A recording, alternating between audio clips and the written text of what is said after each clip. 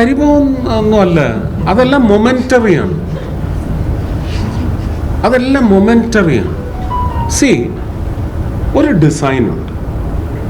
ഇപ്പോൾ വഖഫ് അമെൻമെന്റ് കഴിഞ്ഞ് ഞാൻ നെടുമ്പാശ്ശേരി എയർപോർട്ടിൽ വന്നിറങ്ങുന്നു. ഇറങ്ങിയപ്പോൾ എത്ര സരസമായിട്ടാണ് ചോദിച്ചതിനെല്ലാം മറുപടി പറഞ്ഞത്. എന്നെ സംബന്ധിക്കാത്ത, അല്ലെങ്കിൽ എന്നെ ആരോ ദുരുദ്ദേശത്തോടെ വലിച്ചിഴയ്ക്കാൻ ഒരു തൊഴുത്തിൽ കൊണ്ട് കെട്ടാൻ ശ്രമിച്ച ഉദ്ദേശത്തോടെയുള്ള ഒരു ചോദ്യത്തിന് എനിക്ക് അങ്ങനെ മറുപടി കൊടുക്കാൻ പറ്റും. അതിനിയും അങ്ങനെ തന്നെ ആയിരിക്കും.